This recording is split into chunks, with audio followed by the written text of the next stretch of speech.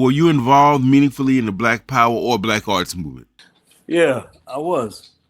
Let me see. I was in the Committee for a Unified Newark with Amiri Baraka in the Congress of African People. I was also in the Black United Front. Later on, I was in Barack started a thing called the AICU, was the Anti-Imperialist Cultural Union. So those were the three kind of things I was down with. I'm a Vietnam vet. While I was in Vietnam, I made a promise to the Most High that if I got out okay, without all the issues, that if I didn't get killed or hurt or nothing, that I would take all of my energies and try to do what I could do. I take whatever talents I had to raise social, political, and spiritual consciousness.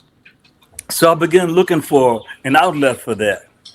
So I went back to I went to Virginia State University for a minute. But after I came back from Nam, I went back to school, and my roommates and I used to discuss what was the best way forward, whether it was the Panthers or whether it was nationalist organizations. We used to have these disputes. Well, when I came back, I really wanted to join the Panthers, but the Panthers were having a difficulty. That was when the Panthers was receding and people were going into exile and all kind of stuff. So I couldn't do it. But I was also interested in doing political theater. So I said, okay, well, I moved to Newark.